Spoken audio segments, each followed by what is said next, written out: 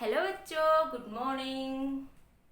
देखो बच्चों, आज हम डिस्कस करेंगे number of maxima and number of minima. क्या क्या बात करेंगे बच्चों हम लोग?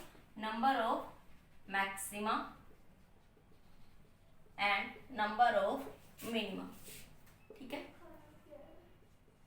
उसके बाद बच्चों हम बात करेंगे intensity problem and shape of interference. ठीक है बच्चों, आज हम इसके बारे में डिस्कस करेंगे। देखिए बच्चों, क्लास स्टार्ट करते हैं। सबसे पहले बात करते हैं बच्चों number of maxima and number of minima.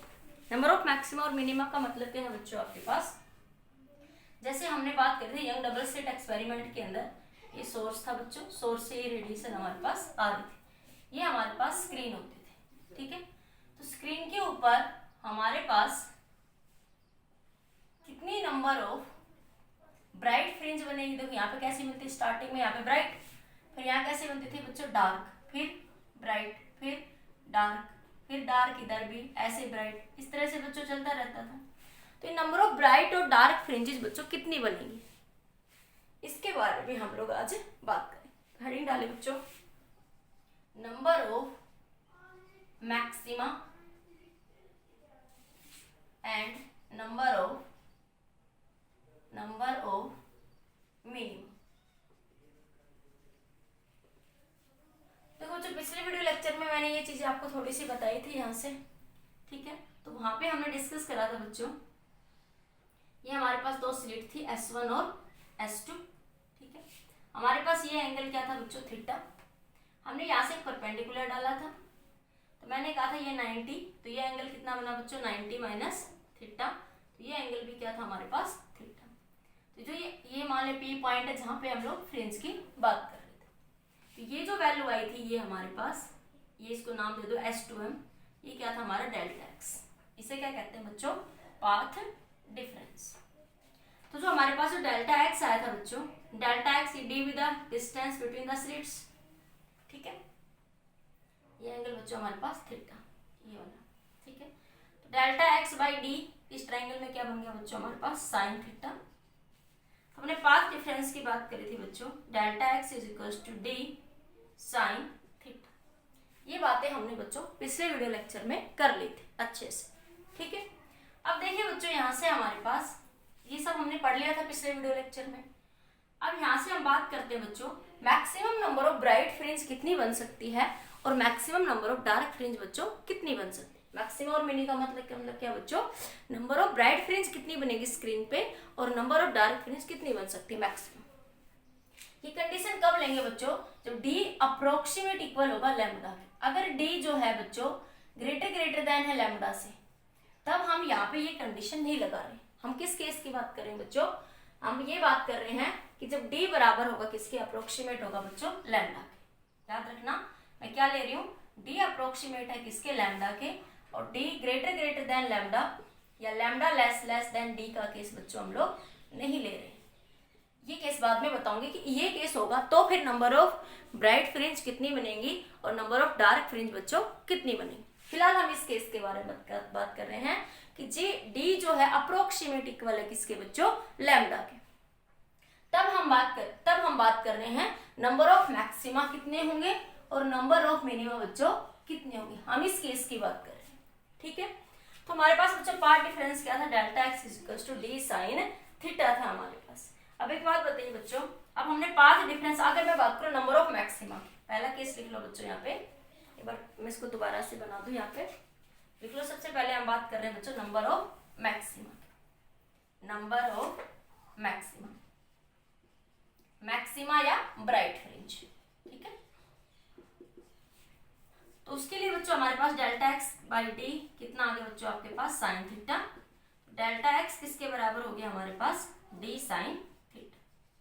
फिर हमने बच्चों पीछे कंडीशन पढ़ी थी इंटरफेरेंस के लिए कि ब्राइट फ्रिंज की कंडीशन क्या थी कि पाथ डिफरेंस ब्राइट फ्रिंज के लिए कितना होता है बच्चों? N lambda. तो यहाँ से मैं क्या लिख दूंगी बच्चों यहाँ से आपके पास कि डेल्टा एक्स एन लैम्डा बराबर डी साइन थीटा, या मैं कह दूं डी साइन थीटा बराबर एन लैम्डा। तो साइन थीटा किसके बराबर हो गया बच्चों? N lambda by D. ठीक है, अब यहाँ से हम बात करें कि थीटा मैक्सिमम कैसे हो सकता है। यहाँ से कि थीटा की जो वैल्यू बच्चों कैसे वैरी कर सकते हो? देखिए ये थीटा है बच्चों आपके पास यहाँ पे, ये थीटा मिनिमम क्या हो सकता है 0 और मैक्सिमम कितना बढ़ सकता है यहाँ तक 90 डिग्री।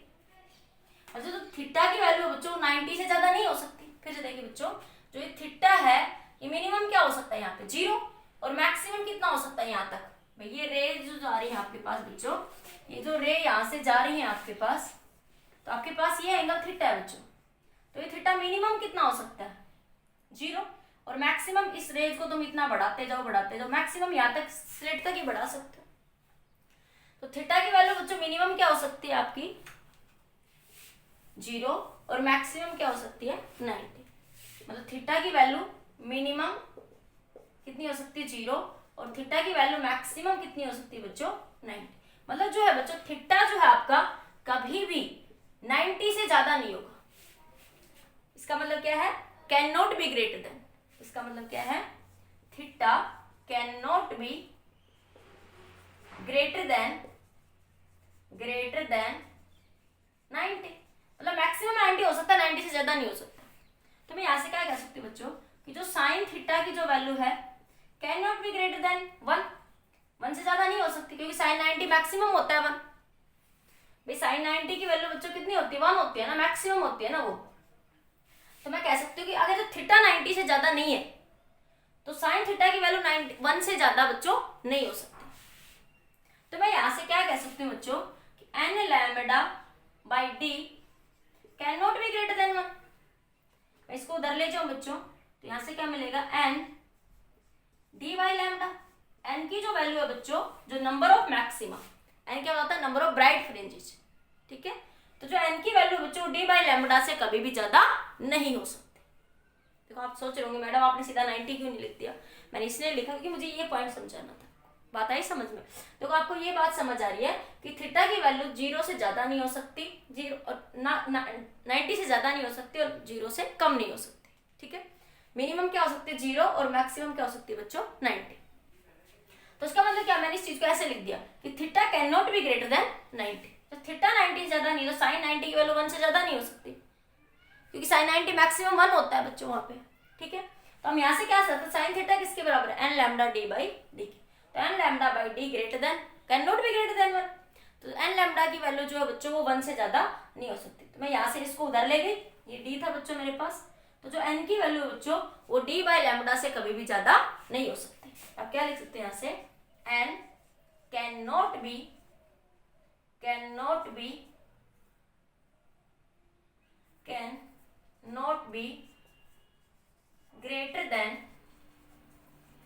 देन 90। आई बात समझो बच्चों, इतनी नोट करिए एक बार जल्दी से। हो गया? मतलब एन की जो मैक्सिमम वैल्यू है बच्चों डी बाई लैम्डा के बराबर हो सकती है, इससे ज्यादा नहीं हो सकती। मैक्सिमम 90 के बराबर लिख के तुम्हें नोट कर लिया बच्चों, इतना हो गया नोट। इधर से हटा दो बच्चों। अब देखो बच्चों यहाँ से मतलब क्या है बच्चों कि एन की जो वैल्यू है वो 90 से ज्यादा, इसका मतलब क्या है N can not be greater than D by lambda, ठीक है। एन की जो वैल्यू है वो किसके बराबर हो सकती है बच्चों डी बाई लैम्डा। अब एक बात सोचो ध्यान से देखो यहाँ से, ये मेरे पास क्या था सेंट्रल ब्राइट होता है, फिर मेरे पास एन की वैल्यू है जो डी बाई लैम्डा के मैक्सिमम बराबर हो सकती है। अगर मैं बराबर लिखूं मतलब इससे ज्यादा नहीं हो सकती, बराबर हो सकती है डी बाई लैम्डा, ठीक है। तो इसका मतलब क्या है बच्चों यहाँ से आपके पास कि ये तो सेंट्रल ब्राइट मिली, तो देखो हमें एन की वैल्यू कितनी मिली बच्चों डी बाई लैम्डा, और जितनी बच्चों डी बाई लैम्डा ऊपर होगी उतनी डी बाई लैम्डा नीचे भी होगी। Maximum number of bright fringe जो मिल सकती है बच्चों हमें आपके पास, तो देखो एन डी बाई लैम्डा जो वैल्यू है वो क्या बता रहा है नंबर ऑफ ब्राइट फ्रिंज। तो ये जितनी बच्चों स्क्रीन पे ऊपर होंगी उतनी नीचे होंगी ब्राइट फ्रिंज, तो इसलिए मैं इसको 2 से क्या कर दूंगी बच्चों मल्टीप्लाई। जितनी ब्राइट फ्रिंज ऊपर होंगी उतनी बच्चों नीचे भी होगी स्क्रीन से, इसलिए मैंने इसको 2 से क्या कर दिया मल्टीप्लाई। दूसरा अब देखो एक सेंटर ब्राइट भी तो होता है ना, हमेशा सेंटर पे हमेशा कैसी मिलेगी ब्राइट मिलेगी, तो उसके लिए मैं क्या कर दूंगी बच्चों प्लस, ठीक है। तो मेरे पास क्या फॉर्मूला है बच्चों यहाँ से कि नंबर ऑफ मैक्सिमा और number of bright fringe, number of bright fringe कितनी हो जाएगी बच्चों, या मैक्सिमा कितना हो जाएगा बच्चों यहाँ से मेरे पास, यहाँ लिख दो इधर कितना हो जाएगा ये एन की वैल्यू 2d/λ प्लस 1, ये ध्यान रखना। और बच्चों इसकी हमेशा इंटीजर वैल्यू लेंगे, हमेशा कैसी वैल्यू लोगे बच्चों, इंटीजर वैल्यू। अभी बताऊंगी न्यूमेरिकल करूंगी तो मैं इंटीजर वैल्यू, ऐसी वैल्यू लोगे, इंटीजर वैल्यू लोगे बच्चों, ठीक है। नोट करिए इतना जल्दी से बच्चों। इंटीजर का मतलब समझ गए ना, जैसे ये वैल्यू मान ले बच्चों 4.9 आ गई, 7.2 आ गई, तो क्या लिखोगे इसको 4 और इसको क्या लिखोगे बच्चों 7। इंटीजर का मतलब अगर ये वैल्यू सोल्व होके हमारे पास कितनी आ रही है 4.9 या 7.2, इसको क्या लिखोगे 4 और इसको क्या लिखोगे बच्चों 7। इंटीजर का मतलब ये है, नोट कर लीजिए जल्दी से।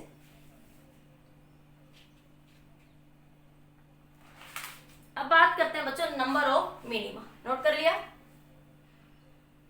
तो ये ध्यान रहेगा बच्चों सबको। तो यह है हमारे पास number of maxima. Number of maxima कितना आ गया बच्चों हमारे पास, इधर लिख देते साइड में ऊपर ही, नंबर ऑफ मैक्सिमा और ब्राइट फ्रिंज,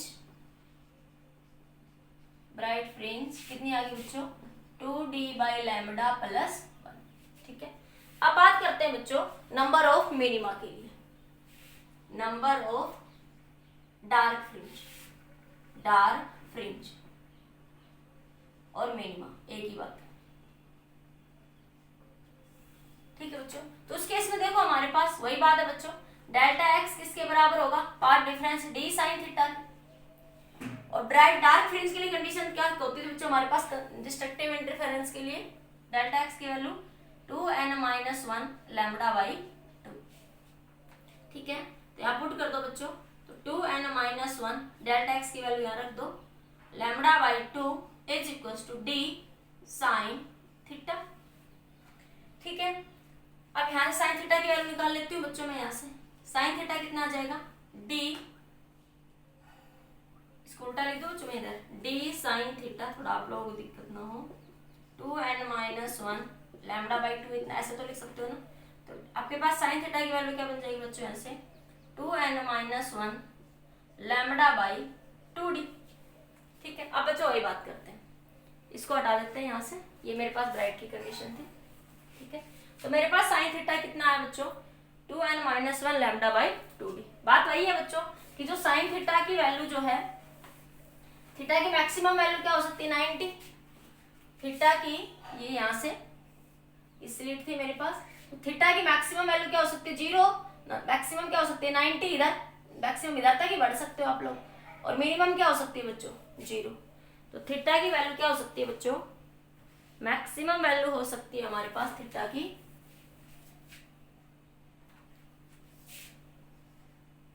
की मिनिमम वैल्यू क्या हो सकती है बच्चों 0, और थीटा की मैक्सिमम वैल्यू क्या हो सकती है बच्चों हमारे पास 90। मतलब theta can not be greater than 90, theta की वैल्यू बच्चों 90 से ज्यादा नहीं हो सकती। इसका मतलब बच्चों sine theta can not be greater than 1, sine theta की जो वैल्यू है बच्चों वो 1 से ज्यादा नहीं हो सकती, ठीक है। इसी तरह बच्चों यहाँ से 2n-1 λ/2d, ठीक है। 2n-1 λ/2 की वैल्यू जो can not be greater than 1, कभी भी वो बच्चों 1 से ज्यादा नहीं हो सकती। इसको इधर ले जाओ बच्चों, तो 2n-1 can not be greater then 2d/λ, ठीक है। इसको बच्चों उधर ले जाओ 1 को, तो 2n can not be greater then 2d/λ plus 1, n 2 से डिवाइड कर दो बच्चों दोनों side, n0 can not be greater then 2d/2λ plus 1/2। तो ये यहाँ से क्या आया बच्चों मेरे पास n can not be greater then d/λ plus 1/2। तो जो n की वैल्यू है बच्चों वो कभी भी इस फैक्टर से ज्यादा नहीं हो सकती, मतलब जो मिनिमा है बच्चों वो इस फैक्टर से ज्यादा हमारे पास नहीं हो सकता यहाँ पे, ठीक है। तो इसको क्या लिख दूंगी मैं कि जो नंबर ऑफ मिनिमा जो होंगे बच्चों वो क्या हो जाएंगे d/λ प्लस में 1/2। एक बार नोट करिए बच्चों, इतना सिंपली बस मैंने मिनिमा के लिए मिनिमा का पार्ट डिफरेंस पुट कर दिया। कंडीशन वही है कि मैक्सिमम क्या हो सकती है और मिनिमम वैल्यू थीटा कहाँ से कहाँ तक वेरी कर सकता है, उस सिचुएशन को लगाया। तो ये क्या आगे बच्चों हमारे पास नंबर ऑफ मिनिमा। एक बार नोट करो बच्चों, फिर आगे डिस्कस करते हैं।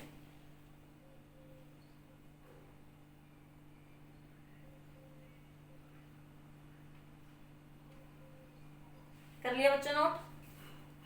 हो गया? नोट कर लिया बच्चों? 1 2 3 हो गया। अब देखो यहाँ से मैं इधर लिख दूं। अब क्या है मेरे पास? Number of minima. तो एन क्या है बच्चों मेरे पास यहाँ से? d/2 लैम्डा प्लस में 1/2। अब देखो बच्चों, जो ये नंबर ऑफ डार्क फ्रिंज होंगी, ये जितनी ऊपर होंगी बच्चों सेंट्रल ब्राइट से, ऊपर भी होंगी और नीचे भी होंगी। जितनी ऊपर होंगी बच्चों उतनी नीचे भी होंगी, इसलिए इसको हम क्या कर देंगे बच्चों, यहाँ से 2 से क्या कर दोगे? मल्टीप्लाई। क्योंकि जितनी ऊपर होंगी उतनी नीचे भी होंगी ना, तो दोनों साइड के लिए मैंने 2 से क्या कर दिया। यहाँ +1 नहीं करेंगे क्योंकि इसमें सेंटर पे हमेशा ब्राइट फ्रिंज होती थी मैक्सिमम में, इसलिए +1 करा था। वो एक ब्राइट हमेशा एक्स्ट्रा होती है, एक ब्राइट फ्रिंज हमेशा एक्स्ट्रा होगी क्योंकि सेंटर पे क्या बनेगी? ब्राइट फ्रिंज बनेगी। ठीक है बच्चों? तो क्या आ गया बच्चों हमारे पास? Number of dark fringes, dark fringes कितना आ गया बच्चों? 2 × d/λ प्लस 1/2। याद रखना इसकी भी कैसी वैल्यू लोगे बच्चों? Integer value. कैसी वैल्यू लोगे? Integer value. जैसे ये वैल्यू बच्चों 2.5 आ गई तो हम इसको 2 ही लिखेंगे। क्या लिखेंगे? 2 ही लिखेंगे। नोट करो एक बार, फिर क्वेश्चन सोल्व करते हैं, फिर समझ आएगा।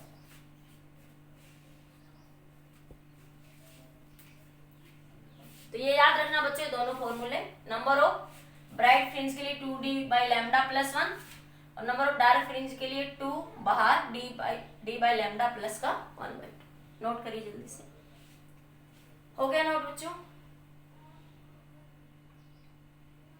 अब लिखिए क्वेश्चन, लिखिए इन the Young double slit experiment, in the Young double slit experiment.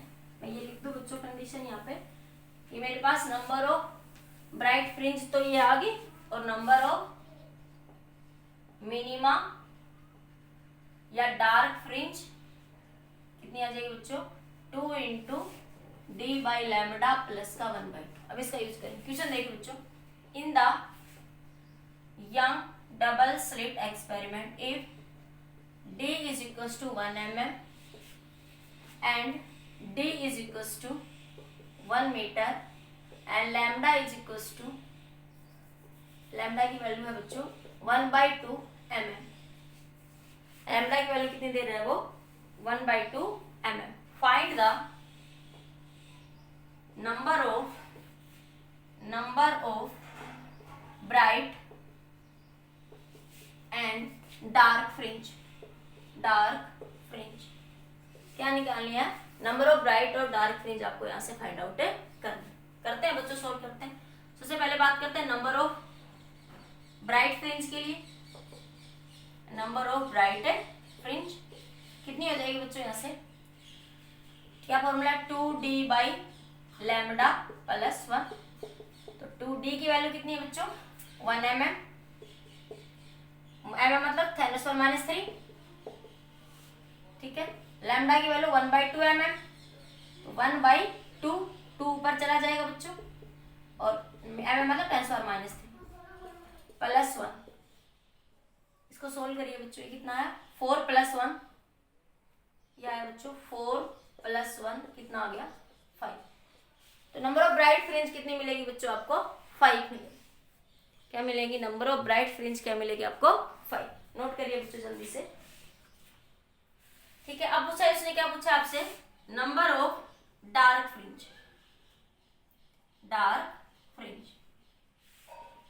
Dark fringe के लिए देखते हैं बच्चों, क्या फॉर्मूला है? 2 डी की वैल्यू बच्चों 1 mm, 1 मतलब 10⁻³ लैम्डा की वैल्यू 1/2 लैम्डा। ये क्या देखो, ये लैम्डा कितना देखा? 1/2 mm, तो 2 ऊपर चला जाएगा, mm की वैल्यू -3 प्लस 1/2। ये इससे बच्चों कैंसिल, यहाँ से 2, यहाँ क्या बना? 2 प्लस 1/2। यह है बच्चों 2, क्या है? 4 प्लस 1/2। ये बना बच्चों 2 × 5/2। अब बच्चों यहाँ एक छोटी सी गलती मत करना। क्या गलती? कि यहाँ कभी 2 से 2 काट दो और 5 लिख दो, नहीं। ये तो देखो ये था हमारे पास मिनिमा, तो 2 तो हमने किस लिए मल्टीप्लाई करा था कि जितना ऊपर होगा उतना ही नीचे होगा। तो यहाँ पे ये ध्यान रखना ये 2.5 है, इसको क्या लिखोगे, क्योंकि इसकी इंटीजर वैल्यू लेनी है बच्चों हमें, इस पूरे फैक्टर की, इस पूरे फैक्टर की क्या लेनी है हमें, इंटीजर वैल्यू। क्या लेनी है, इंटीजर वैल्यू।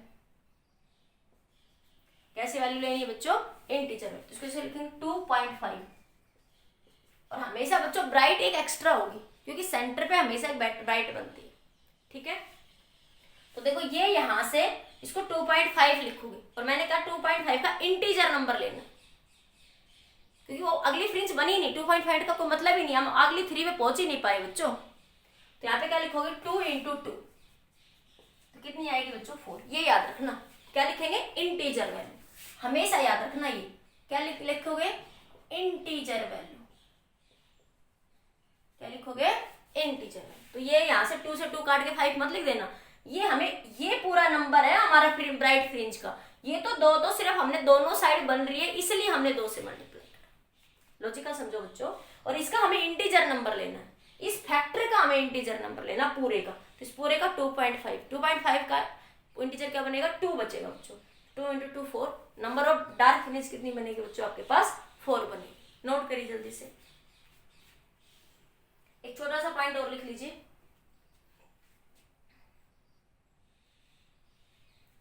हो गया। एक और क्वेश्चन लिखो इसी के अंदर। अगर मान लिया हमारे पास वो ये दे दे कि D बराबर है, यहां से वो क्वेश्चन में वो दे दे कि D बराबर है 3 D बराबर आपका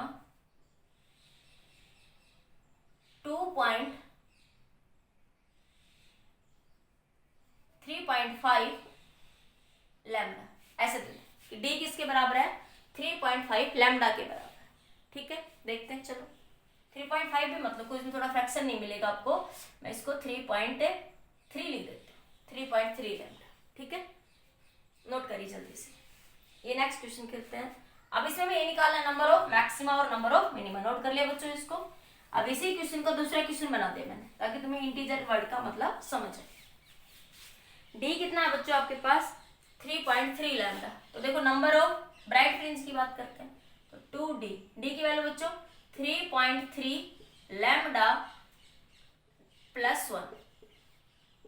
लैम्डा से लैम्डा बच्चों कैंसिल, तो ये कितना आया 6.6 प्लस 1, तो ये आया बच्चों 7.6।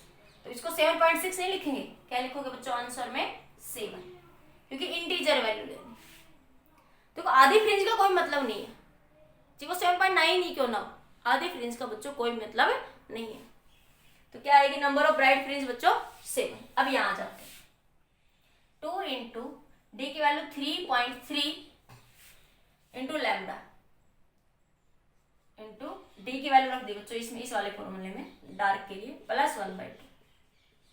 तो लैम्डा से लैम्डा कैंसिल बच्चों, तो ये मिला 2 into 3.3 plus 1/2, 2 into 6.6 plus 1 divided by 2। तो ये मिला बच्चों 2 इंटू 7.6 डिवाइड बाई 2। अब यहां से 2 नहीं काटना, पहले इसको पूरा लिखेंगे। 2 इंटू बच्चों 3.8, 3.8 को क्या लिखोगे बच्चों 3 लिखोगे, क्या लिखोगे 3। क्या आएगा 2 इंटू 3 बराबर 6। दिख तो रहा है ना कैमरे में, एक बार देखो, दिख तो रहा है बच्चों ऊपर एक दो साइड में। तो यहाँ इधर लिख देती हूँ, देख लो फिर भी दिख रहा है। इसको जब सोल्व करेंगे बच्चों इधर से, इधर लिख देती हूँ मैं एक बार, ठीक है, इधर देखो। तो आप इसको सोल्व करोगे इधर, 2 इंटू ये कितना बना 6.6 प्लस 1 डिवाइडेड बाई 2। तो ये मिला बच्चों 2 इंटू 7.6 डिवाइडेड बाई 2। ये ध्यान रखना यार 2 से 2 नहीं काटना। तो ये बना बच्चों 2 इंटू 3.8, तो क्या लिखेंगे 2 इंटू 3 बराबर 6। तो नंबर ऑफ डार्क फ्रिंज कितनी आएगी बच्चों 6। ये याद रखना इंटीजर वैल्यू लेनी है, क्या सी वैल्यू लेनी है, इंटीजर। ठीक है, क्लियर हो गया बच्चों, नोट करिए जल्दी से। अब बात करते हैं बच्चों इंटेंसिटी प्रॉब्लम्स। कुछ इंटेंसिटी प्रॉब्लम्स की तरफ बढ़ते हैं। और उनके बारे में बात करते हैं। क्वेश्चन देखते हैं। ये समझ आएगा बच्चों सभी को? क्लियर इतना? इसमें कोई डाउट तो नहीं किसी को? अब हाँ, एक छोटा सा पॉइंट और देखते हैं इसी में। अगर मैंने ये बात कब करी है बच्चों? जब डी अप्रोक्सीमेट इक्वल है किसके? लैम्डा के। ठीक है, ये हो गया बच्चों। अगर मैं कह दूं बच्चों यहाँ से कि डी जो है बच्चों ग्रेटर देन है लैम्डा से, तब नंबर ऑफ मैक्सिमा कितने बनेंगे? नोट डाल के लिख लो बच्चों यहाँ पे। ठीक है, नोट डालो। इफ डी अप्रोक्सीमेट है लैम्डा के, तो नंबर ऑफ मैक्सिमा और ब्राइट फ्रिंज कितनी मिली बच्चों आपको? ब्राइट फ्रिंज क्या मिलेगी?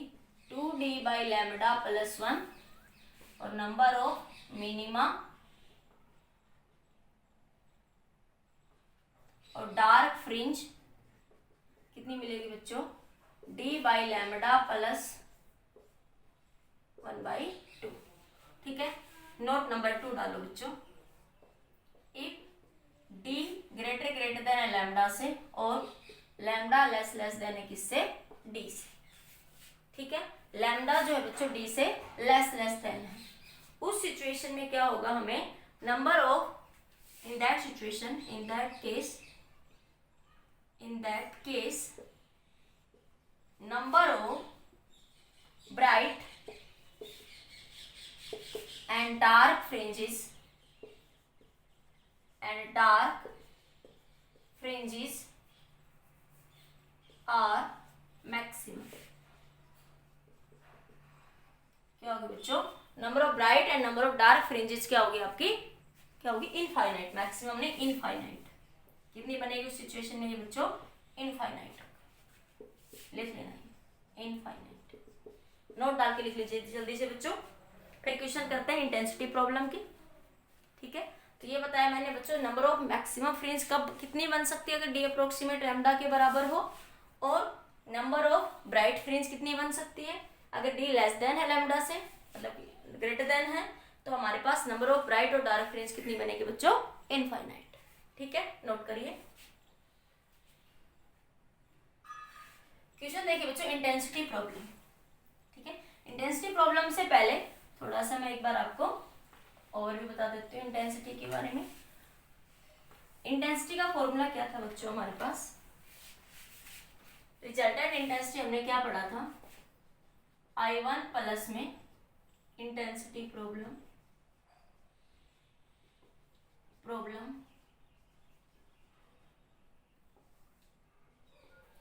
I1 प्लस में I2 प्लस में 2 रूट I1 I2 कोस फाई। ठीक है, अगर बच्चों यहां से मैंने कहा अगर I1 बराबर है किसके? I2 के। ठीक है, मान लिया वो किसी I के बराबर हो गया, तो रिजल्टेंट इंटेंसिटी क्या आ जाती थी बच्चों हमारे पास? यहाँ से ये 2I प्लस में 2I into 1 plus cos phi. इसको सोल्व करेंगे बच्चों। ठीक है, फिर इसको सोल्व करके दिखाऊं क्या? अरे ये भी I plus 2I square under root cos phi. ठीक है, मिला रिजल्टेंट इंटेंसिटी बच्चों। इसको I नोट कह दो, थोड़ा बस ध्यान रह जाएगा और कुछ नहीं। I2I naught plus 2I naught cos phi. ये क्या आ जाएगी यहाँ से आपके पास? 2I नोट बार 1 प्लस में कोस फाई। ये वैल्यू कितनी मिली बच्चों आपके पास? 2I note. इसको क्या लिख सकते हो? 2 कोस स्क्वायर 5/2। तो हमारे पास रिजल्टेंट इंटेंसिटी का फॉर्मूला क्या है बच्चों? 4I नोट कोस स्क्वायर 5/2। ठीक है बच्चों, एक इंटेंसिटी के बारे में हमने ये बात करी थी। दूसरा देखिए बच्चों maximum intensity I maximum. Maximum कब होता था बच्चों? जब कोस फाई क्या होता था हमारा 1, और कोस फाई 1 किस पे होता था? फेज डिफरेंस कितना होता था? 2n पाई। और पाथ डिफरेंस होता था बच्चों हमारा n लैम्डा। I मैक्सिमम की वैल्यू होती थी बच्चों हमारे पास यहाँ से रूट I1 प्लस में रूट I2 का स्क्वायर। इसी तरह बच्चों I मिनिमम वो कब होती थी? जब कोस फाई की वैल्यू कितनी हो जाएगी हमारे पास? -1, और फाई फेज डिफरेंस कितना था? 2n-1 इंटू में पाई, ठीक है। और पाथ डिफरेंस कितना आया था 2n-1 लैम्बडा बाई 2। तो आई मिनिमम की वैल्यू कितनी थी बच्चों हमारे पास √I1 माइनस का √I2 का स्केयर, इतना लिखिए बच्चों। हमें इसको न्यूमेरिकल से यूज करना है इसको, ठीक है। ये मैं आपको बता भी चुकी हूँ, जस्ट एक बार रिवीजन के लिए, ठीक है। एक कंसेप्ट और होता था बच्चों, इंटेंसिटी जो है वो डायरेक्टली प्रोपोर्शनल होती है एम्पलीट्यूड के स्केयर के। ये क्या होता था एम्पलीट्यूड, ठीक है। जल्दी नोट करो, कर लिया नोट, हो गया बच्चों नोट, 1 2 3 नोट हो गया। आगे देखो बच्चों, ठीक है। अब इसके अंदर सेकेंड क्या यूज करेंगे बच्चों न्यूमेरिकल्स में, देखो I maximum amplitude, I maximum के लिए क्या लिख सकते हो दूसरा फॉर्मूला, अगर एम्पलीट्यूड की फॉर्म में कहो इंटेंसिटी डायरेक्टली प्रोपोर्शनल होती है बच्चों एम्पलीट्यूड के स्केयर की, तो मैं ये कह सकती हूँ कि I1 जो है डायरेक्टली प्रोपोर्शनल है एम्पलीट्यूड A1 के स्केयर के, ठीक है। I2 directly proportional amplitude A2 के स्केयर के, तो मैं क्या कह सकती हूँ कि आई मैक्सिमम किसके बराबर होगा बच्चों A1 माइनस का A1 प्लस में A2 का स्केयर, ठीक है। इसी तरह आई मिनिमम क्या हो सकता है A1 माइनस में A2 का स्केयर, ठीक है। एक फॉर्मूला ये यूज करेंगे। दूसरा बच्चों जो इंटेंसिटी होती है, एक नोट डाल कर लो, इंटेंसिटी डायरेक्टली प्रोपोर्शनल होती है विड्थ की, width of the fringe, width of the fringe, fringe width के क्या होती है बच्चों डायरेक्टली प्रोपोर्शनल होती है। तो इंटेंसिटी डायरेक्टली प्रोपोर्शनल होती है विड्थ के, क्या लिख सकते हो तो I1 बाई I2 बराबर होगा W1 बाई W2 के। दूसरा देखो इंटेंसिटी एम्पलीट्यूड के डायरेक्टली प्रोपोर्शनल है, तो यहाँ से मैं एक रिलेशन और भी लिख सकती हूँ। देखो यहाँ से मैं क्या लिख सकती हूँ I1 बाई I2 बराबर है A1 का स्केयर डिवाइड बाई A2 का स्केयर। तो यहाँ से मैं ये भी लिख सकती हूँ कि I1 बाई I2 एक दूसरे रिलेशन A1 बाई A2 के भी बराबर है, इतना ये हो गया। अब दोबारा से लिख सकती हूँ मैं यहाँ से I1 बाई I2 जो है बराबर है W1 बाई W2 के, और जो कि इंटेंसिटी डायरेक्टली प्रोपोर्शनल है A1 का स्केयर डिवाइड बाई A2 का स्केयर। ये फॉर्मूले बच्चों हम न्यूमेरिकल्स में यूज करें, नोट करिए वो जल्दी से। क्वेश्चन लिखिए, सीबीएसई बोर्ड में आया हुआ क्वेश्चन है, कर लिया बच्चों नोट, ये नोट करिए। ये फॉर्मूला हमें यूज करना है कि इंटेंसिटी डायरेक्टली प्रोपोर्शनल होती है बच्चों विड्थ ऑफ द फ्रिंज की, ठीक है। हो गया, ये नोट हो गया बच्चों सारे। अब आगे देखते हैं न्यूमेरिकल्स पे आइए बच्चों। फर्स्ट न्यूमेरिकल देखिए यहाँ से आपका,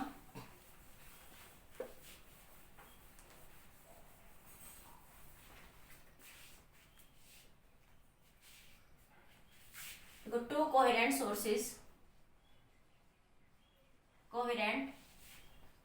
sources have intensities in the ratio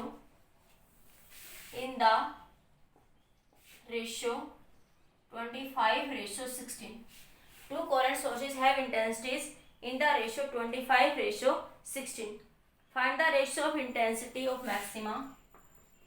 Find the ratio of intensity of maxima, intensity of maxima and intensity of minima. Ratio of intensity of maxima to ratio of maximum intensity of minimum, ठीक है। क्या ratio निकालना है intensity of maxima to minima, ठीक है। Find the ratio of intensity of maxima to intensity of minima after interference,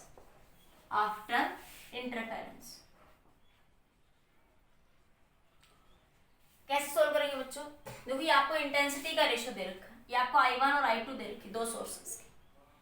तो I1 by I2 का ratio जो दे रखा है बच्चों वो दे रखा है 25:16। आपसे क्या पूछ रहा है आई मैक्सिमम और आई मिनिमम। देखो आई मैक्सिमम का फॉर्मूला क्या था आपके पास बच्चों √I1 प्लस में √I2, और आई मिनिमम का फॉर्मूला क्या था बच्चों √I1 माइनस √I2 का स्केयर, यही फॉर्मूला था ना बच्चों आपके पास, ठीक है। देखो I1 की वैल्यू कितनी 25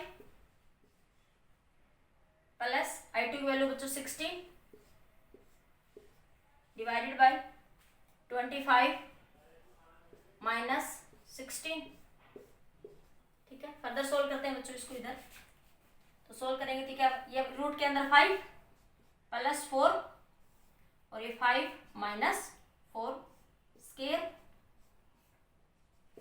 5 4 प्लस 4 बच्चों 9, 9 का स्केयर, 5 माइनस 4 बच्चों 1, कितना आ जाएगा 81:1।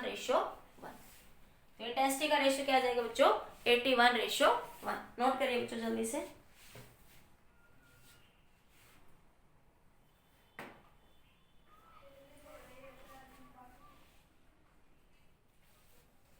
कर लिया नोट बच्चों, हो गया, समझ आया बच्चों क्वेश्चन। देखो इंटेंसिटी रेशियो दे रखा था और आपसे क्या पूछ रहा था, मैक्सिमा और मिनिमा। मैक्सिमा और मिनिमा का कंसेप्ट आपके पास ये था, इसको हमने यहाँ से सोल्व कर दिया। ठीक है, नेक्स्ट क्वेश्चन देखते हैं बच्चों, जल्दी नोट कर लीजिए।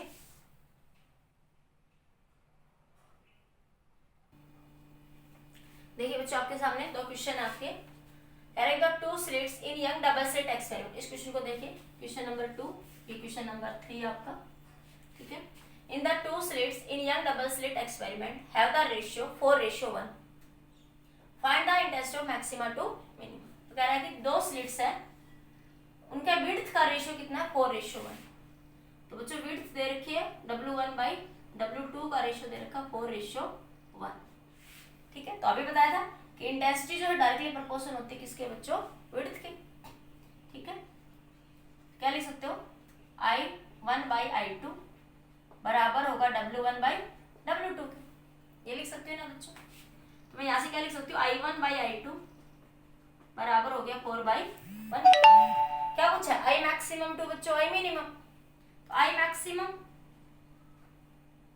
कितना होता था बच्चों, √I1 प्लस √I2 का स्क्वायर, और I मिनिमम कितना होता था बच्चों, √I1 माइनस √I2 का स्क्वायर। आप पुट कर लीजिए I मैक्सिमम अपॉन में I मिनिमम।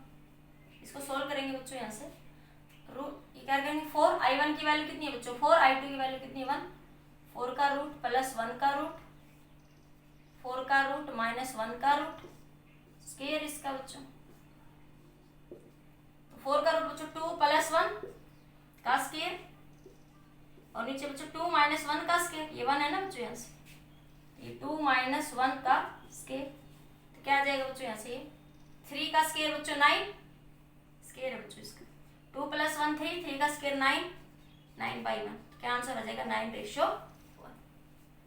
ठीक है, तो इस तरह से थोड़ा सा आपको लॉजिकली इसको सोचना है। तो क्या आंसर आ जाएगा बच्चों 9:1 आ जाएगा। सिमिलरली बच्चों इधर देखो, इसको नोट करो जल्दी से, फिर नेक्स्ट क्वेश्चन की तरफ बढ़ते हैं बच्चों। कैमरा तो दिख रहा है ना पर ऊपर ले बच्चों,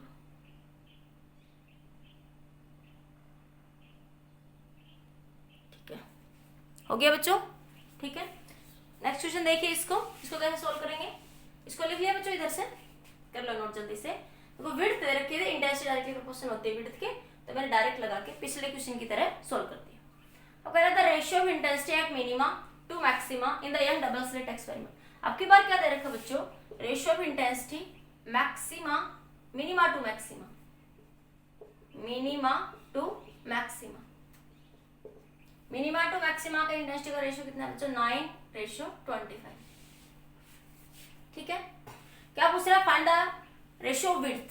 तो मतलब तुम्हें क्या निकालना पड़ेगा I1 और I2। तो इसको क्या लिख सकती हूँ बच्चों, मैं मिनिमा क्या लिख सकती हूँ, √I1 माइनस √I2 का स्क्वायर बराबर I मैक्सिमा क्या लिख सकते हो, √I1 प्लस √I2 का स्क्वायर बराबर 9/25। देखो ये तो था, I मैक्सिमा को ये लिख सकते हैं, I मिनिमा को ये लिख सकते हैं, तो जो मिनिमा था मैंने मिनिमा लिख दिया। दोनों साइड स्क्वायर रूट ले लो बच्चों, यहाँ से दोनों साइड क्या ले लो, स्क्वायर रूट ले लो, इधर भी स्क्वायर रूट ले लो, इधर भी स्क्वायर रूट ले लो। ठीक है, या उल्टा कर दो, उल्टा कर दो, आप ऐसा ना करना चाहो तो क्या करो, इसको उधर स्क्वायर हटाओ तो क्या बनेगा, √I1 माइनस का √I2, √I1 प्लस में √I2 बराबर 3/5। कितना आ जाएगा बच्चों, ये आपके पास 3/5 आ जाएगा। अरे इसका अंडर रूट करोगे ना, अरे इसका अंडर रूट इधर लेके जाओगे तो ये बनेगा 9/25 का अंडर रूट। समझ आ रहा है? इसका अंडर रूट करोगे तो क्या आएगा 3/5। इधर से लिख लिया बच्चों, इधर सोल्व करती हूँ मैं इसको। ये हो गया बच्चों इधर वाला क्वेश्चन, हो गया नोट। आगे देखिए,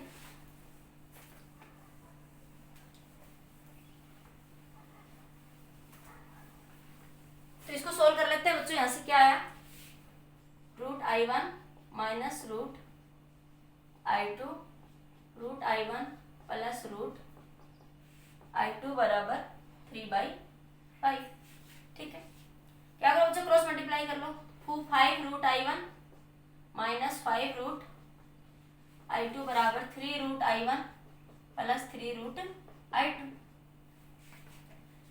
आप यहां से क्या कह सकते हैं बच्चों, इसको I1 को इधर ले आओ, 5 माइनस 3 √I1 हो जाएगा, तो ये √I1 इधर आएगा माइनस, ये इधर जाएगा प्लस 5 प्लस 3 √I2 बच्चों। 5 में 3 का 2 √I1, ठीक है, बराबर ये 8 √I2। तो यहां से क्या है बच्चों, 2/4 उल्टा कर लो, I1 बाई I2, इसको इसके नीचे ले, अरे इसको इसके नीचे ले, 2 को इसके नीचे लेगी 2, तो क्या आ गया 4/1। तो इंटेंसिटी का रेशियो क्या है बच्चों, यहाँ से यहाँ पे I1 बाई I2, इसका रूट था बच्चों 4/1। उधर से नोट कर लिया बच्चों, नोट करिए, फिर आगे सोल्व करते हैं इस क्वेश्चन को। कर लिया बच्चों नोट, हो गया, इधर से लिख लिया बच्चों, नोट हो गया बच्चों, 1 2 3 नोट हो गया भाई। यहाँ से अब हटा दो भाई यहाँ से, अब आके देखो, तो मेरे पास क्या आया बच्चों, विड्थ का रेशियो पूछा था उसने क्वेश्चन में ना मेरे से। तो क्या करो, दोनों साइड स्क्वायर कर दो बच्चों, squaring both side, squaring both side, क्या मिल जाएगा ये I1 बाई I2 बराबर 16/1। I1 रेशियो I2, तो देखो I1 रेशियो I2 क्या है बच्चों, 16:1। ठीक है, अब आपको पता है कि इंटेंसिटी जो होती है डायरेक्टली प्रोपोर्शनल होती है विड्थ के, इंटेंसिटी डायरेक्टली प्रोपोर्शनल होती है विड्थ के। तो I1 बाई I2 बराबर W1 by W2, W1 by W2 का रेशियो कितना आ जाएगा बच्चों, 16/1, 16 ratio, that is your answer. Clear बच्चों, इतना सबको समझ आया? जल्दी से नोट करिए, फिर आगे और एक अच्छी प्रॉब्लम पे बढ़ते हैं।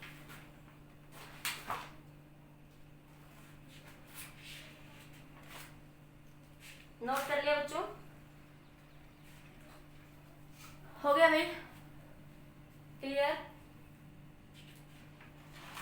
नेक्स्ट क्वेश्चन देखिए आपका बच्चों,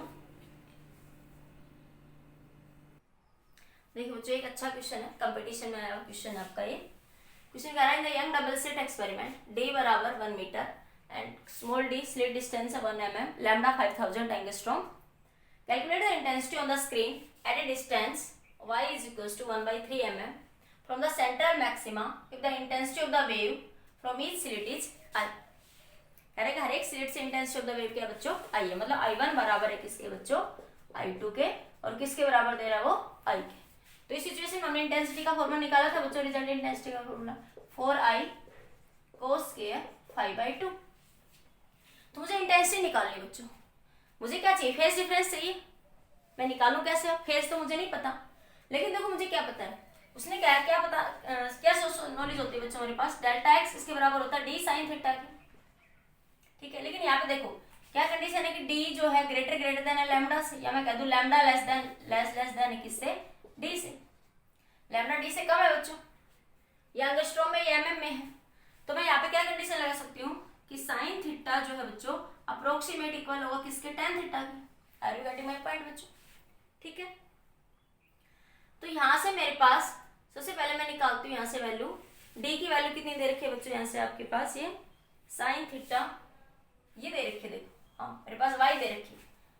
तो मैं क्या कर सकती हूँ, tan थीटा किसके बराबर होता है बच्चों, देखो स्क्रीन में ये स्लिट वाला फॉर्मूला देखो, यहाँ से ये स्लिट थी, ये डिस्टेंस y थी बच्चों हमारे पास, ये तो डिस्टेंस y थी हमारे पास, ये y थी, ये d थी।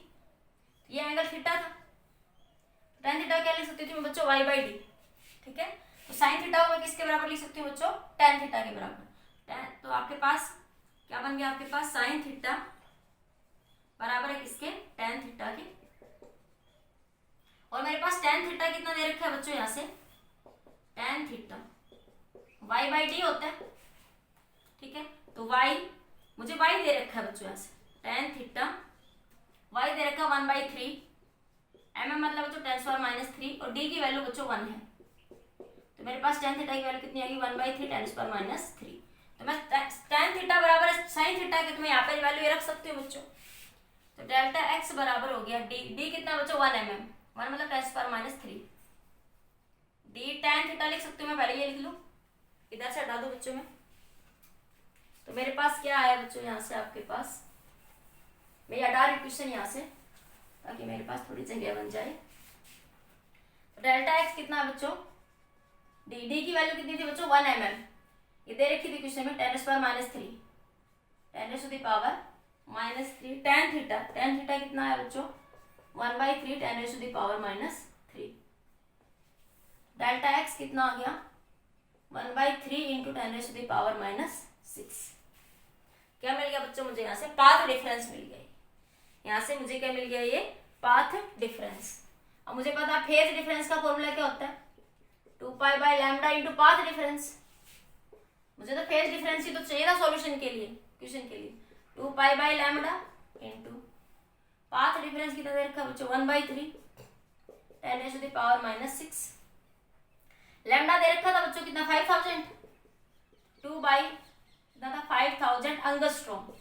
एंगस्ट्रॉम मतलब बच्चों 10⁻10 1/3 10⁻⁻6। इसको सोल्व करो बच्चों, कितना आया आपके पास, ये कटता है तो काट लो बच्चों इसको। देखो ये बना मेरे पास 2π/3, ये एज इट इज बच्चों। और ये बना मेरे पास 5000, 1/5 को मैं एज इट इज लिख लूँ, ये 3 0 और ये 6 0, ये कैंसिल होगी बच्चों। तो नीचे बच्चे 10⁻³ 5000 इंटू 10⁻⁻6 में से 10 गए 4 -4। तो ये बना बच्चों यहाँ से tan phi = 2π/3 इंटू 1/5 इंटू ये 10⁻³ और 10⁻⁻4, तो कितना बचेगा 10⁻⁻1। तो इसको ऊपर ले जाओ, 2π/3 1/5, 10 ऊपर चला जाएगा, 5 से बच्चों 2 हो जाएगा, तो आया 4π/3। तो फेज डिफरेंस कितना आ गया बच्चों 4π/3। अब इंटेंसिटी निकालना इजी है, मुझे तो इंटेंसिटी के लिए क्या चाहिए था, फेज डिफरेंस। नोट करिए इसको जल्दी से, कर लिया नोट बच्चों, हो गया। अब इधर से देखो हटा दो ये सब, में यहाँ से 1 2 3 नोट कर लिया। अब देखो मुझे क्या चाहिए था, इंटेंसिटी निकालनी थी। मुझे क्वेश्चन में क्या निकालनी थी बच्चों, इंटेंसिटी। तो रिजल्टेंट इंटेंसिटी का फॉर्मूला क्या था, 4i cos square phi/2। ये फेज डिफरेंस वही होता है, डेल्टा फाई लिखो फाई लिखो, एक ही बात, ये फेज डिफरेंस ही होता है हमारे पास। ये मैं बार बार बता चुकी हूँ आप लोगों को, फेज डिफरेंस। तो IR = 4i, फाई की वैल्यू कितनी है बच्चों cos square, फाई की वैल्यू 4π/3 और एक 2 और है नीचे, तो इस 2 से ये 2 बच्चों कैंसिल। तो cos square 2π/3, तो 4i cos square 2π/3 की वैल्यू कितनी होती है बच्चों, cos 2π को लिख सकते हो cos 2π/3। 2π/3 मतलब 120 होता है, वैसे मैं करके दिखा देती हूँ। पाई मतलब 180/3, तो ये कितना है 120। cos 120 की वैल्यू क्या होती है बच्चों, cos 120 ऐसे लिख सकते हो cos 90 + 30।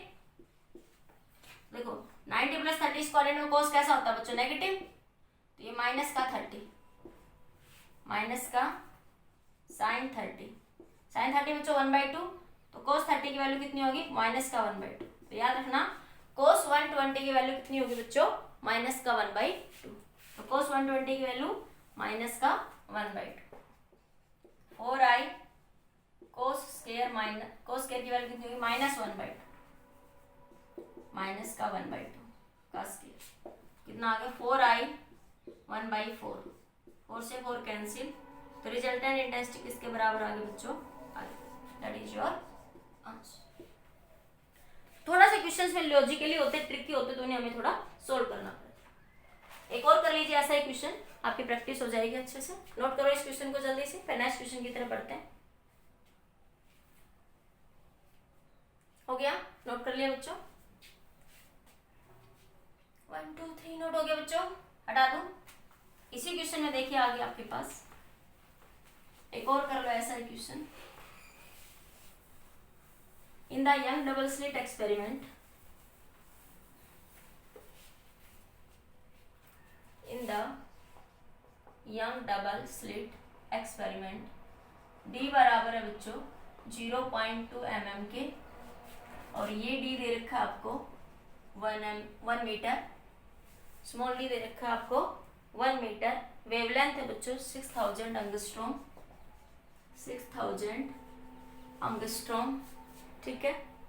Calculate the distance y from the central maxima, calculate the distance y from the central maxima,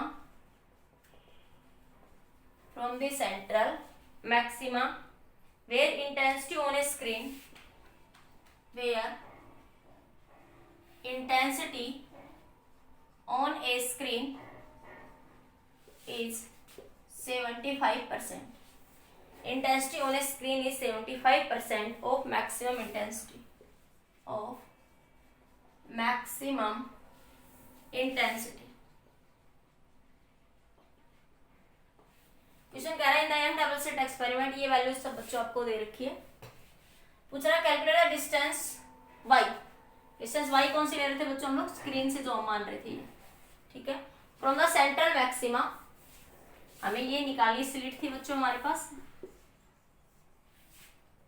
ये हमारे पास यहां से ये ब्राइट फ्रिंज जो भी बन रही थी पी पॉइंट पे, ये वाइट थी, ये हमारे पास डी थी, ठीक है। ये स्लिट S1 और ये स्लिट आपकी S2। और क्या कह रहा है?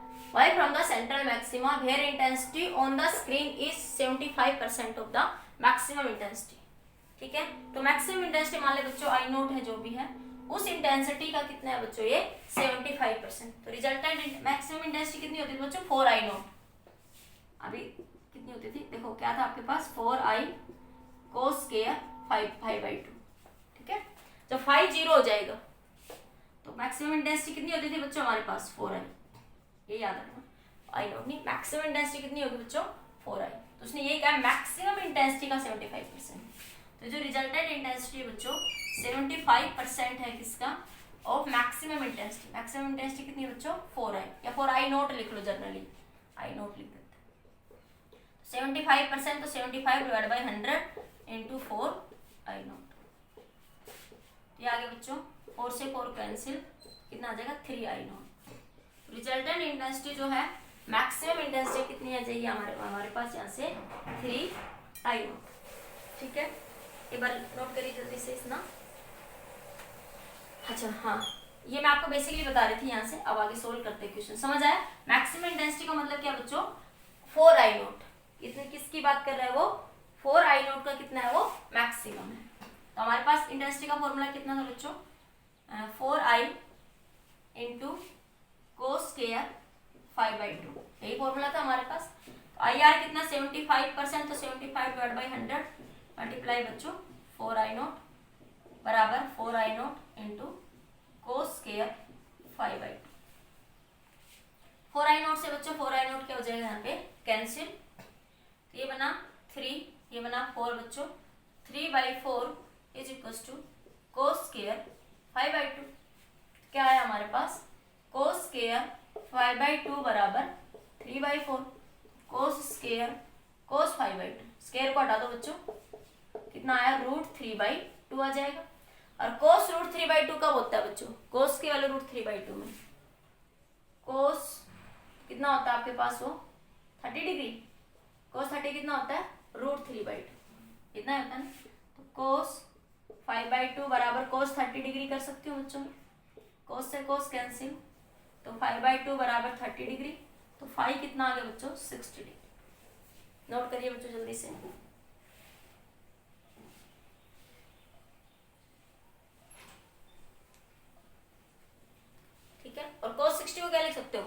रेडियन की फॉर्म में लिखोगे तो π/6 लिख सकते हो ना, π/3, इसको लिख सकते हैं π/6 रेडियन में लिखो तो, ठीक है। नोट करिए जल्दी से। तो मेरे पास यहाँ से फेज डिफरेंस आ गया। पूछा क्या बच्चों उसने वहां से, सेंट्रल मैक्सिमा, मुझे अभी हाई चाहिए बच्चों, वहां से नोट करते जल्दी, नोट करिए इतना जल्दी से।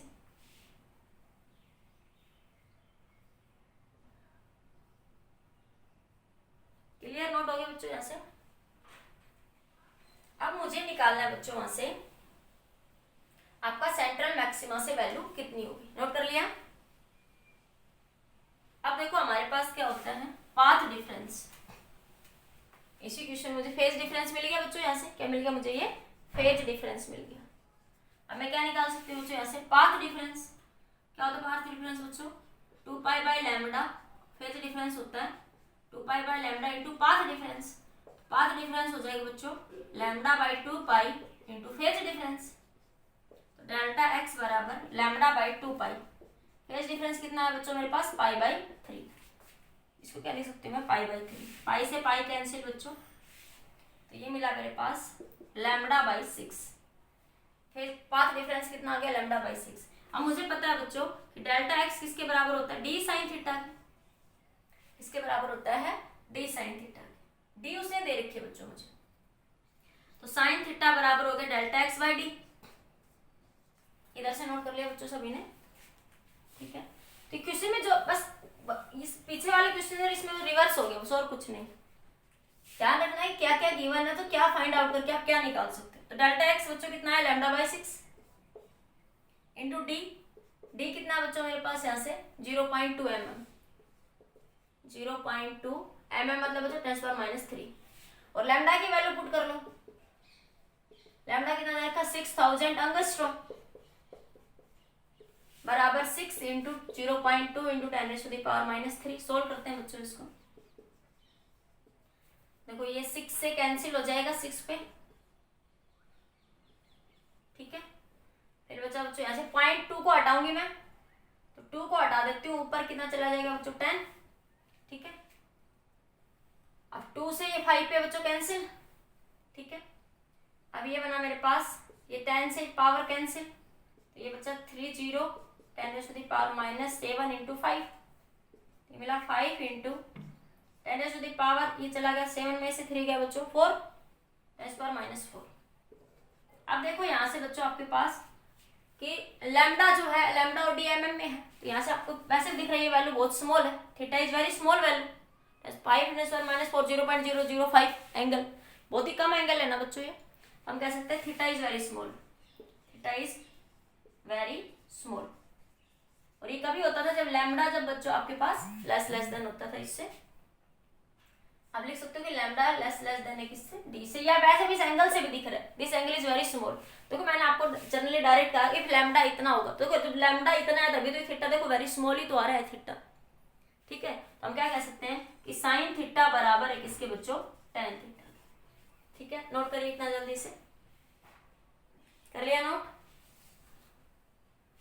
हो गया बच्चों नोट, यहाँ से 1 2 3 नोट हो गया। अब देखो यहाँ से, अब यहाँ से क्या मिला बच्चों आपके पास, अब आपको पता है कि स्क्रीन और स्लिट वाली सिचुएशन में ये मेरे पास स्क्रीन होती थी, ये y और ये d और ये एंगल आपका थीटा, तो tan थीटा क्या लिख सकते थे बच्चों में, y/d। तो y क्या हो जाएगा, d tan थीटा। y तो निकालना है, नहीं तो पूछा distance from central maxima, distance from ये सेंट्रल मैक्सिमा होता था बच्चों, सेंट्रल ब्राइट, तो d दे रखा 1 उसने, और tan थीटा, ये sin थीटा बराबर है बच्चों tan थीटा के, तो ये बराबर हो गया किसके, tan थीटा के। क्या लिख दूंगी 5 इंटू 10⁻⁻⁴। तो y की वैल्यू कितनी आ जाएगी, 5 इंटू 10⁻⁻⁴ मीटर। इतनी डिस्टेंस पे जो है बच्चों आपके फर्स्ट सेंट्रल ब्राइट फ्रिंज आपकी वहां पे बनेगी, ठीक है। इतनी डिस्टेंस पे क्या होगी आपकी सेंट्रल ब्राइट फ्रिंज वहां पे फॉर्म हो जाएगी, ठीक है बच्चों। नोट करिए जल्दी से। अब लास्ट पॉइंट के ऊपर बात करते हैं, shape of interference, shape of interference fringe, ठीक है। ये यहाँ से 1 नंबर का क्वेश्चन बच्चों ऑब्जेक्टिव बोर्ड में पूछ लिया जाता है, ओके बच्चों। देखो सबसे पहले हमने बात करी बच्चों, हम स्लिट के लिए पढ़ रहे हैं। स्लिट के लिए मैं आप लोगों को बार बार कह रही हूँ कि स्लिट के केस में इंटरफेरेंस कैसा बनेगा बच्चों आपके पास, स्लिट के केस में आपके पास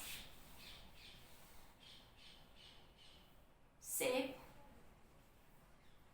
ऑफ इंटरफेरेंस स्ट्रेट लाइन बनता है, ठीक है। देखिए इंटरफेरेंस फ्रिंजेस, देखो बच्चों जो हम यहाँ पे स्लिट कंसिडर करते हैं, ये हमारे पास स्लिट S1 और ये क्या होती है स्लिट S2, स्लिट की बात करें तो यहां से हमारे पास स्क्रीन के ऊपर क्या मिलती है, ये ब्राइट, फिर डार्क, फिर डार्क, फिर ब्राइट, फिर डार्क, ऐसे मिलती है ना स्क्रीन के ऊपर यहां से हमारे पास। और सेंटर पे हमेशा कैसे फ्रिंज मिलेगी बच्चों, ब्राइट फ्रिंज। सेंटर पे हमेशा कैसे मिलेगी यहाँ पे हमारे पास, ब्राइट फ्रिंज। ये डिपेंड करता हमारा पाथ डिफरेंस पे बच्चों। इस सिचुएशन में देखो इसका जो प्रूफ है वो हमारे सिलेबस में डायरेक्ट याद रखना। अगर हम स्लिट लेते हैं बच्चों तो हमारे पास जो स्क्रीन पे जो स्लिट मिलती है वो स्ट्रेट लाइन मिलती है, इस तरीके से। कैसी मिलती है वो, फ्रिंजेस ऐसे बनती है स्ट्रेट लाइन। फ्रिंजेस कैसे बनती है हमारी, स्ट्रेट लाइन बनती है, ऐसे लिखो। देखो ऐसे एक्चुअल में एक्सपेरिमेंट है तो हम आपको दिखा देते हैं रोटेट करके। एक्चुअल में ऐसे होता है बच्चों, ये दो स्लिट होती है किसी प्लेट पेपर के ऊपर, उसमें से लाइट पास करी जाती है यहाँ से, ठीक है। तो हमें इस स्क्रीन के ऊपर बच्चों यहाँ पे number of straight line fringes मिलती है। ये सब इक्वली होती है बच्चों, इक्वली डिस्ट्रीब्यूटेड होती है इस तरीके से, इस तरीके से। तो ये कैसे मिलती है, स्ट्रेट लाइन फ्रिंजेस, ठीक है। अगर हम लोग स्लिट यूज करते हैं, in case of slit, in case of two slit, fringe shape कैसी होगी बच्चों, स्ट्रेट लाइन। कैसी होगी, स्ट्रेट। फ्रिंज की शेप कैसी होगी बच्चों, स्ट्रेट लाइन होगी। अगर आप स्लिट यूज करो तो मैं बार बार एक्सपेरिमेंट में भी आप लोग करके भी दिखाया मैंने स्कूल में आपकी ये चीजें आपको, कि फ्रिंजेस कैसी मिलेगी आपको, स्ट्रेट लाइन मिलेगी। फ्रिंजेस कैसी मिलेगी बच्चों आपको, स्ट्रेट लाइन मिलेगी, अगर आप स्लिट यूज कर रहे हो, ठीक है। नोट करिए बच्चों, ऑन द स्क्रीन, ये जो स्क्रीन बनेगी यहाँ पे, इस स्क्रीन पे जो ब्राइट और डार्क फ्रिंजेस में आप लोग कह रही हूँ, इस तरीके की बनेगी स्लिट, स्ट्रेट लाइन स्लिट। ये bright dark, bright dark, bright dark, bright dark. Actually बच्चों ये होता है, पर हम इसको मॉडिफाई करके दिखाते हैं इस तरीके से थोड़ा सा, ठीक है। इस तरीके से पैटर्न बनता है, दो स्लिट है उसमें से लाइट सोर्स जाता है और सामने ऐसे लाइनिंग सी बन जाती है, ऐसे alternating bright dark, bright dark, bright dark, ठीक है बच्चों।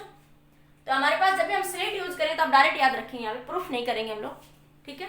शेप कैसे बनेगी बच्चों, स्ट्रेट लाइन शेप बनेगी। फ्रिंजेस की शेप कैसी होगी, स्ट्रेट लाइन, ठीक है। नोट करिए, इसका प्रूफ हमारे सिलेबस में भी नहीं है, हमें करना भी नहीं है, बहुत बड़ा प्रूफ है। फिलहाल इतना ध्यान रखें कि अगर स्लिट यूज करोगे तो फ्रिंज की शेप कैसी होगी, स्ट्रेट लाइन। नंबर सेकंड पे आइए, लिखिए, when S1 and S2 are 2 point sources। Number 2 point पे आइए, when S1 and S2 are 2 point sources। Slit ना लेके बच्चों क्या ले रहे हैं, पॉइंट सोर्स ले रहे हैं, ठीक है। इस तरीके से फॉर्मेशन बन रही है, देखो यहां से, यहां से ये पॉइंट सोर्सेज है। जब हम स्क्रीन पे पैटर्न देखेंगे बच्चों, इस सिचुएशन में सेंटर पे तो ब्राइट ही बनेगी, उस सिचुएशन में बच्चों हमारे पास ये जो स्क्रीन होगी इसमें जो फ्रिंजेस दिखाई देंगी आपको, ठीक है, वो फ्रिंजेस सेंटर पे तो ब्राइट होगी, वो स्ट्रेट ही रहेगी बच्चों, लेकिन बाकी ऊपर जब जाएंगे तो बच्चों वो हाइपरबोलिक शेप में हो जाएंगे। किस शेप में दिखेंगे आपको, हाइपरबोलिक शेप में। कैसी शेप में होंगी, हाइपरबोलिक शेप। देखो when S1 and S2 are the 2 point sources, shape कैसी होगी, hyperbolic. S1 and S2 are the 2 point sources and screen 2 point sources, लिखिए यहां से लिखिए, when 2 point sources placed parallel to the screen, placed parallel to the screen। ये दो point sources है ना बच्चों, देखो ये ऐसे पॉइंट सोर्सेज, ऐसे स्क्रीन है, देखो ऐसे, ये दो पॉइंट सोर्सेज ऐसे हैं, ऐसे दो पॉइंट सोर्स मान लो मेरे हाथ, अरे ये दूसरी स्क्रीन, ये दोनों एक दूसरे के क्या है बच्चों, पैरेलल होंगे। उस सिचुएशन में यहाँ पे कैसे फ्रिंज मिलेगी, हाइपरबोलिक। शेप ऑफ फ्रिंज कैसी होगी, शेप ऑफ फ्रिंजेस कैसी होगी बच्चों, हाइपरबोलिक। नोट करिए, नेक्स्ट पॉइंट पे आते हैं।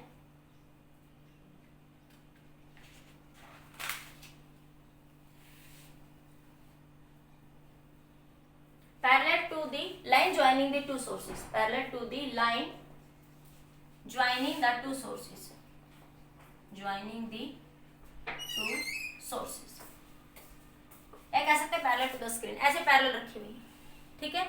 इसीलिए जो लाइन इसको ज्वाइन करिए बच्चों, सेंटर में तो स्ट्रेट ही मिलेगी यहाँ पे, बाकी आप ये कहेंगे बाकी ये इस तरीके से टर्न हो जाती है, तो उसे पार्ट डिफरेंस पे डिपेंड करता है सारा फैक्टर, पर हमें प्रूफ नहीं करना बच्चों यहाँ पे। उस सिचुएशन में क्या होगा बच्चों कि जो फ्रिंज मिलेगी आपको, उसकी जो शेप होगी वो कैसी होगी, हाइपरबोलिक, ठीक है।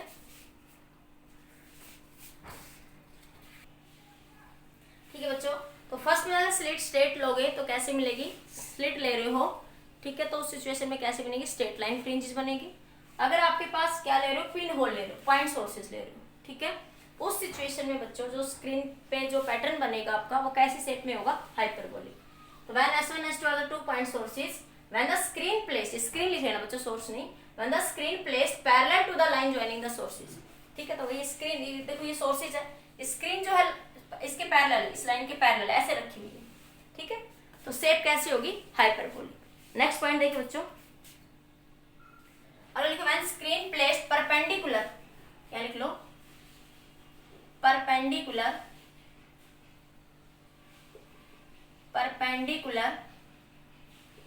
To the line joining the two sources. अगर परपेंडिकुलर रख रहे हैं, स्क्रीन जो है बच्चों सोर्सेज के कैसे है बच्चों, परपेंडिकुलर है, तो आपके पास ये दो सोर्सेज है, सोर्स ले लिया बच्चों S1 और S2, अब स्क्रीन इसके परपेंडिकुलर है। अब देखो यहां से ये सोर्स ऐसे है और स्क्रीन ऐसे बच्चों, सोर्स से लाइट ऐसे जा रही है, ये ऐसे, और आपके पास दिख रहा है ये ऐसे, देखो दोनों हाथ। इस सिचुएशन में यहाँ पे जो पैटर्न बनेगा बच्चों, यहाँ से जो पाथ डिफरेंस क्रिएट होता है इस पॉइंट पे, या फिर मैं कहूँ यहाँ पे इस पॉइंट पे कहीं पे, तो ये जो पैटर्न बनता है बच्चों वो कैसा बनता है, यहाँ पे सर्कुलर। क्या याद रखो, सीधा यहाँ बना लो, ऐसे सीधा बना लो। जो S1 और S2 दो स्लिट ऐसे रखी होंगे स्क्रीन के परपेंडिकुलर, ये स्क्रीन है बच्चों, स्क्रीन के परपेंडिकुलर। उस सिचुएशन में यहाँ पे पैटर्न कैसा बनेगा बच्चों, सर्कुलर। कैसा पैटर्न बनेगा, सर्कुलर, ठीक है। when slit are perpendicular to the screen, ठीक है, मतलब सोर्स आप ऐसे रखे हो, लाइट सोर्स ऐसे रखे हुए और स्क्रीन ऐसे रखी हुई, उस सिचुएशन में जो पैटर्न बनेगा स्क्रीन के ऊपर वो कैसा होगा, सर्कुलर। तो कैसे फ्रिंज बनेगी, सर्कुलर फ्रिंजेस। लिख लीजिए शेप कैसी बनेगी इस केस में, सर्कुलर, ठीक है, नोट कर लीजिए। समझ आया, तो स्लिट लेंगे बच्चों तो स्ट्रेट लाइन। अगर ये सोर्स स्लिट जो है, पहला दूसरा केस था जैसा कि सोर्स स्लिट के स्क्रीन के पैरेलल है, तो हमारे पास हाइपरबोलिक बनती है। अगर ये स्लिट के पैरेलल रखे हुए हैं बच्चों तो कैसे बनेगी, सर्कुलर। इसका कोई प्रूफ नहीं है बच्चों, अभी हमारे सिलेबस में नहीं है, भी तो बहुत बड़ा प्रूफ है, वो अभी करने की जरूरत नहीं है, सीधा डायरेक्ट ध्यान रखेंगे आप लोग, ठीक है। ये पैटर्न चेंज क्यों हो रहा है, क्योंकि इस सिचुएशन में इसी तरीके से पाथ डिफरेंस बच्चों थोड़ा चेंज हो जाता है, उसके अकॉर्डिंग ये शेप क्या हो जाती है बच्चों, यहाँ पे थोड़ी सी चेंज हो जाती है। देखो आप समझ सकते हो, एक तो मान लो सोर्स ऑफ लाइट ऐसे जा रही है, स्क्रीन ऐसे रखी है, एक सिचुएशन में क्या हो रहा है कि सोर्स ऑफ लाइट ऐसे जा रही है, ठीक है, तो उस सिचुएशन में क्या बनेगा आपके पास, एक सिचुएशन में तो हाइपरबोला और एक में सर्कुलर, और स्लिट लोगे तो बच्चों हमेशा कैसी बनती है, स्ट्रेट लाइन। ये तो मैंने आपको बना के भी दिखाई है, ठीक है, समझ आया बच्चों।